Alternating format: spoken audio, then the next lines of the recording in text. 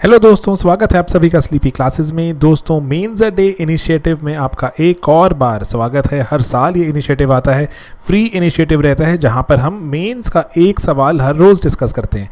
दोस्तों, इस बार जो मेंस का इनिशिएटिव है वो एक और जो चीज़ इसमें खास है वो क्या है कि शेड्यूल के साथ है कि आपको डेली शेड्यूल दिया गया है कि कौन सा सब्जेक्ट कब डिस्कस होगा। पैरेलली दोस्तों, ये तो है एक फ्री इनिशिएटिव, कहलाता है मैड। अगर आप चाहते हैं और चीज़ों के बारे में और ज़्यादा क्वेश्चन सॉल्व करना मेंस के, जहाँ पर 5 या 6 सवाल हर रोज़ डिस्कस हो रहे हैं, आप हमारा मेंस का क्रैश कोर्स भी ज्वाइन कर सकते हैं और टेस्ट सीरीज़ भी ज्वाइन कर सकते हैं। दोस्तों, ये सभी कुछ हमारी वेबसाइट sleepyclasses.com पर अवेलेबल है। अगर आप मेंस दे रहे हैं और थोड़ा सीरियस अटेम्प्ट देना चाहते हैं, डेफिनेटली ज्वाइन कीजिए। बहुत ही कॉस्ट इफेक्टिव तरह से आपके लिए हम बेस्ट कंटेंट अवेलेबल करवा रहे हैं। तो चलिए दोस्तों, देखते हैं आज का सवाल। हेलो दोस्तों, तो आज का आपका सवाल है एथिक्स का। When the roots of private virtues are diseased, the fruit of public property can not be be corrupt. देखो, सवाल कह रहा है कि जब आपके प्राइवेट वर्च्यूज जो हैं, वर्च्यूज एज इन जो आपकी मॉरल्स की बात हो रही है ना, ऑनेस्टी वगैरह, कुछ ऐसी चीज़ें, ऑनेस्टी, जस्टिस, कुछ ऐसी चीज़ें जो आप में है, जब वो एट अ प्राइवेट लेवल आपकी डिसीज्ड हैं, कि जब आपकी पर्सनल लाइफ में वो चीज़ें डिसीज्ड हैं, तो जब आप उन चीज़ों को, व्हेन आई से ना डिजीज्ड, इसका मतलब है कि सही से डिविएटेड है। मान लो कि ऑनेस्टी, मैं पर्सनल लाइफ में ऑनेस्ट नहीं हूँ, तो जब मैं गवर्नेंस में जाऊँगी, जब मैं पब्लिक प्रॉपर्टी में जाऊँगी, मैं तब भी डिसऑनेस्ट ही रहूँगी। तो वही कह रहा है कि जब आपके प्राइवेट वर्च्यूज डिसीज्ड हैं, आपकी अपनी लाइफ में वर्च्यूज डिसीज्ड हैं, सही नहीं है, तो जब आप सरकार में जा रहे हो, जब आप गवर्नेंस में जा रहे हो, तब भी आप करप्ट ही रहोगे, तब भी आपकी वो वर्च्यूज डिसीज्ड ही रहेंगी। अब ना, इसको लिखने के बहुत तरीके हो सकते हैं। आप ये भी लिख सकते हो कि हाँ जी, अगर एक बार बंदा करप्ट है तो हमेशा ही करप्ट रहेगा, या आप इसको थोड़ा कंपैशनेटली लिख सकते हो कि नहीं, हमेशा ऐसा नहीं होगा। अगर वो हमेशा करप्ट था, अगर वो बदलना चाहे तो ज़रूर बदल सकता है ना। दोनों में से कुछ भी लिख सकते हो। इम्पॉर्टेंट क्या है, आपको एग्जाम्पल्स देना ज़रूरी है। You have to prove your point कि अगर आपने कह दिया वो कभी नहीं बदलेगा तो भी आप एग्जाम्पल दोगे, अगर आप कह रहे हो बदल सकता है तो भी आपको एग्जाम्पल्स देने हैं, पहली चीज़। ठीक है, तो जो भी आप यहाँ साइड लो उस पर आप definitely example low. I think personally हमेशा ही बेटर रहता है कि आप दोनों ही साइड्स दो। दैट बेसिकली शोज कि आपका एनालिसिस कितना स्ट्रॉन्ग है, कि आप एज अ ऑफिसर आप दोनों ही तरफ देख पा रहे हो। डिसीजन क्या होगा नहीं होगा इज अ डिफरेंट इशू।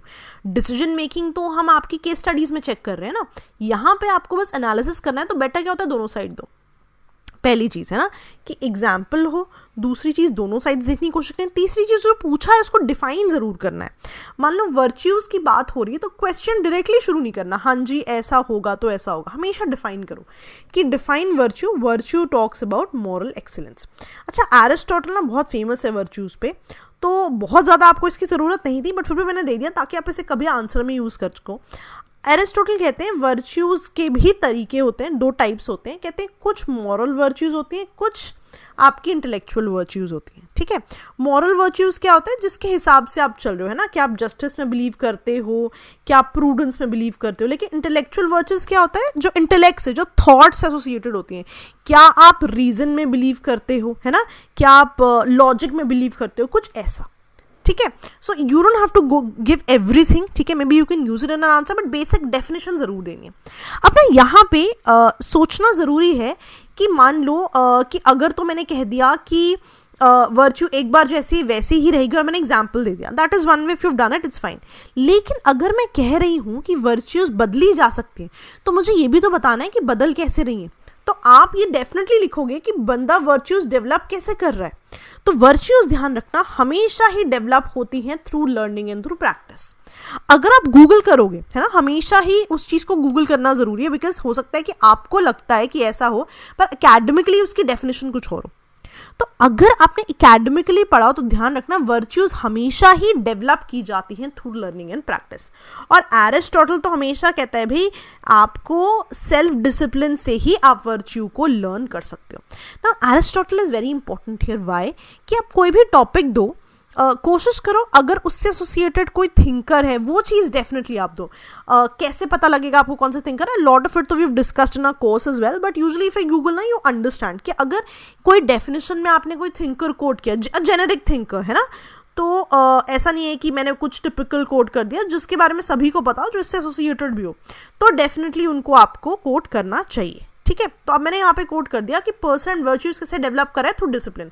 अब आई विल प्रूव कि हाँ, अगर वो लर्न करना चाहे तो वो लर्न कर सकता है। अब मैंने बोला कि अगर मान लो वर्च्यूज हैं, अब उसकी एप्लीकेशन कैसे होगी प्राइवेट वर्च्यू की पब्लिक वर्च्यू में, ठीक है। कि क्वेश्चन तो यही था ना कि अगर प्राइवेट वर्च्यू थी तो अब पब्लिक लाइफ में जाओगे तो भी वो खराब ही रहेगी। अब मैं कह रही हूँ भाई वर्च्यू जो है वो डेवलप की जा सकती है। अब मैं कह रही हूँ कि कैसे डेवलप होगी, कि एप्लीकेशन कैसे होता है पब्लिक व्यू का प्राइवेट लाइफ का पब्लिक लाइफ में। मैं कह रही हूँ कि मान लो एक इनिशियल स्टेज है, ठीक है, एंड एक फाइनल स्टेज है। पहले हम प्राइवेट वर्च्यू की बात करें, there always be a stage of transformation before doing it at your public life.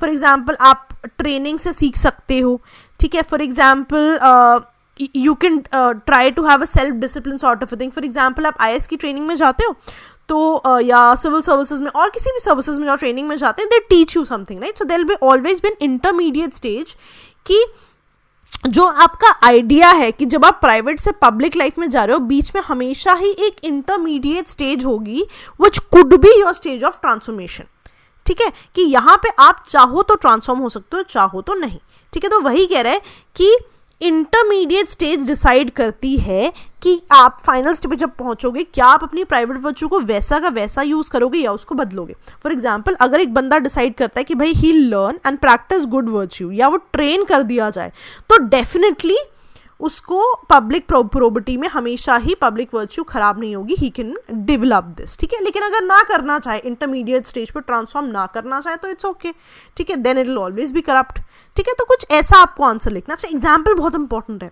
अब मान लो कोई पैरामिलिट्री फोर्सेज में सिलेक्ट हो गया, या मान लो कि जो आपकी लबासना वाली ट्रेनिंग है वहां पे you always get trained, so training is an intermediate stage, है ना, तो वहां पे यू कैन स्टिल लर्न, ठीक है। ये आपका था फेज 1। फेज 2 क्या है, मान लो कि उस चांस में भी आपने नहीं सीखा, then there is always a chance of redemption.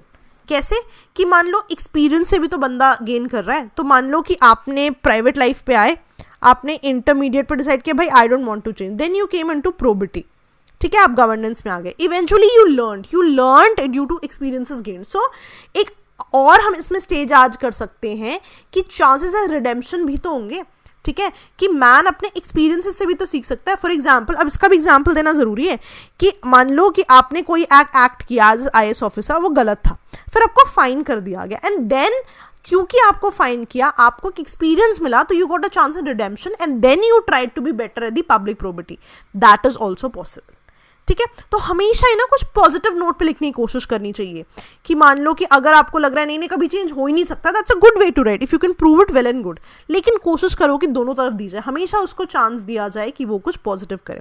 और कंक्लूजन, जैसे मैं हमेशा कहती हूँ इंट्रो कंक्लूजन लिखना है, तो कंक्लूजन क्या है कि मान लो कि अगर प्राइवेट वर्च्यू आपके डिजीज्ड भी हैं, लेकिन प्रैक्टिकल अप्रोच से, प्रैक्टिकल लाइफ से, along with emotional intelligence, you need not be corrupt all the time in your governance वाला part, in your public property, ठीक है, समझ में आया। सो ये भी एक तरीका है आंसर लिखने का। स्टैंडर्ड तरीका तो आपने यूज किया ही होगा, but this could also be a way, ठीक है। तो इन आंसर्स को कहीं नोट डाउन कर लो, these will really help you out to enhance your answers when you write your mains, ठीक है जी। चलिए, that was all from my side. Okay दोस्तों, बाय बाय।